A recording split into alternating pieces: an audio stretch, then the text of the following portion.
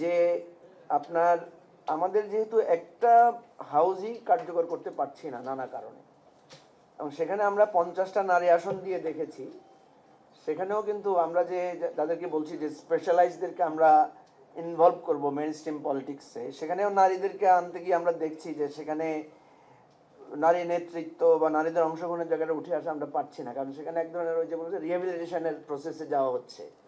কাউকে প্রার্থী দেওয়া যায় না, তার ওয়াইফকে নারী আসনে দেওয়া হচ্ছে, কোনো শিল্পীকে দেওয়া হচ্ছে তার অবদানের কারণে, এইভাবে করা হয়েছে।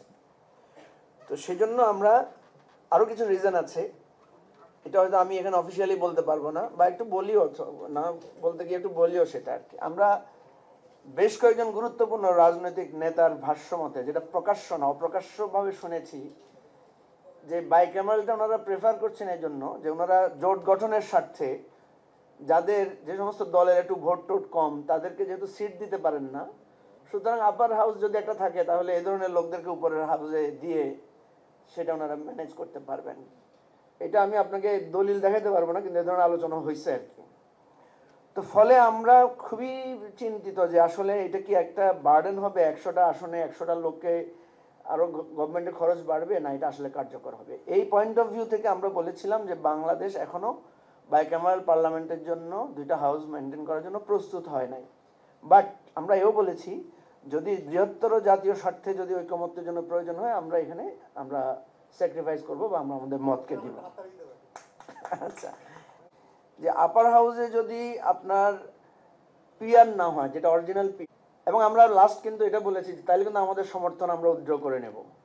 আমরা যেটা বলেছিলাম যে আমরা সম্মত হয়েছি, মানে পিয়ার হলেই আপনারা আপার হাউসে আছেন, পিয়ার হলে আছি, নাইলে আমরা নোট অফ ডিসেন্ট দিব, এটা আমরা বলেছি। এখন আসেন যে কথাটাকে আপনি বলতে চেয়েছেন ঐকমত্য হচ্ছে না কেন।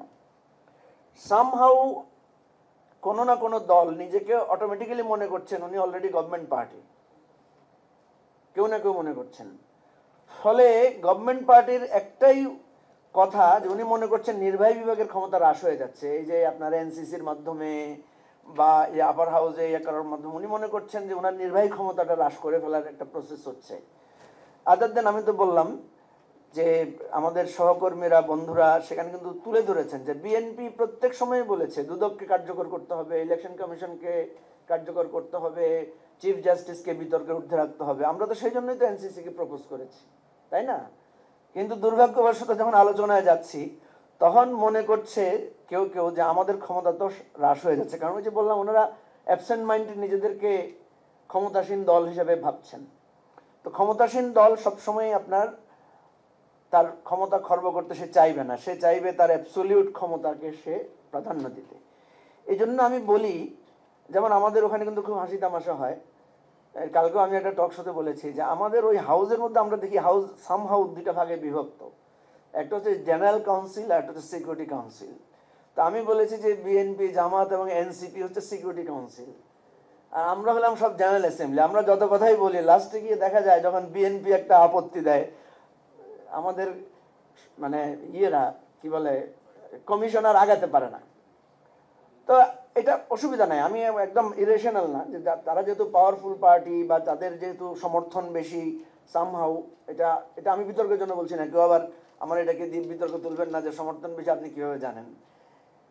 তাহলে ঠিক আছে, তাহলে হোয়াই নট এই 3টা পার্টিকে নিয়ে আলাদা একটা নেগোসিয়েশন প্রসেস কেন হয় না? আমাদের এত বড় মিটিং, এত বক্তৃতা, এত খাওয়া দাওয়া, এত টেলিভিশনের মধ্যে না মঞ্জু ভাই আমি যদি বলি, যদি মনে না করেন, আমি দেখেছি অনেকে পার্টি ক্রিটিসাইজ করেছিল ওনাদেরকে যে মানে আপনি 3জন নিয়ে বসে সবাই বলবে। দেখেন সাইডলাইন মিটিং হয়, আমি কালকে ওনাদেরকে বলেছি আপনারা সাইডলাইন মিটিং করেন, আমাদের তো ব্রেক হয়, কফি ব্রেক হয়, সাইডলাইন মিটিংয়ে বসে একটা নেগোসিয়েশন প্রসেসে যান। আমি কিন্তু আপনাদের নাগরিক কোয়ালিশনকেও একটা প্রপোজাল দিয়েছিলাম যে আপনারাই অন্তত এই কাজটা করেন। তো কথা হচ্ছে যে অ্যাকচুয়ালি চূড়ান্ত ঐকমত্যে পৌঁছাতে পারবো কি না এটা আমি ডাউট। আমার কথাগুলো অনেকে পছন্দ করবেন না আমি জানি, কারণ নুরও কিন্তু কালকে বলেছিল যে আমাদের এই এত পার্টি এত আলোচনা বাট ইয়ে কি সফলতা কি। তো এই জন্য আমি বলছি যে আপনারাও এটা করতে পারেন কিনা। যেমন আমি দেখি যে বিএনপির মধ্যে যেই, সরি আমি নামটা বলেই ফেললাম, যে তাদের মধ্যে যে একটা ভয় যে তার নির্বাহী ক্ষমতা হ্রাস হয়ে যাচ্ছে কিনা। ঠিক আছে, এটা আমি ধরেই নিলাম যে এটা আমাদের, এটা কিন্তু আপনি বাঙালি মানুষ পট, এটা কিন্তু আপনি রাতারাতি বদলাতে পারবেন না। সামহাও আমি জানি না এনসিপিও যদি কালকে মনে করে তারা নির্বাহী ক্ষমতা গেছে, তারাও এই সংস্কারের পক্ষে থাকবে কিনা আই এম ডাউট। নুরু তো থাকবেই না, এটা আমি নিশ্চিত। তো মাইন্ড করো না আবার, ঠিক আছে? তো আমি যেটা বলছি, সরি, আমি থাকবো কিনা আমিও ডাউট, ব্যাস। তাইলে আর কেউ এটাকে খারাপ করে নেবেন না, যে আমাদের এটা হচ্ছে প্রবলেম, মানে আমাদের জাতিসত্তার প্রবলেম। এখন কথা হচ্ছে যে আমরা কি, যেমন আমি বলেছি, দেখেন বিএনপি যাদের হাতে নির্যাতিত হয়েছে, এই পুলিশের হাতে নির্যাতিত হয়েছে, এই ডিজিএফ এর হাতে নির্যাতিত হয়েছে, এই কোর্টের মাধ্যমে বিএনপি সবচেয়ে বেশি ক্ষতিগ্রস্ত হয়েছে। তাহলে বিএনপি কেন এটাকে পরিবর্তন করতে চায় না? সে কি মনে করেছে আবার সে বিরোধী দলে যাবে না, আবার কি চেঞ্জ হবে না? এই আলোচনাগুলো করে ব্যক্তিগতভাবে ম্যানেজ করে আমরা একটা ঐক্যমত্যে পৌঁছাতে পারি কিনা। আমার খুব কষ্ট লাগে যে এত বড় একটা অভ্যুত্থানের পরে যদি আমরা যেই রকম আছি সেরকমই থাকি, তাহলে সত্যি আমাদের আর এই রাষ্ট্র নিয়ে স্বপ্ন দেখার কোনো অধিকার নাই। আমাদের এই কপচানি, আমি নিজে পার্সোনালি মনে করি আমি পলিটিক্স থেকে রিটায়ার করব যদি এটাতে সফল না হয়।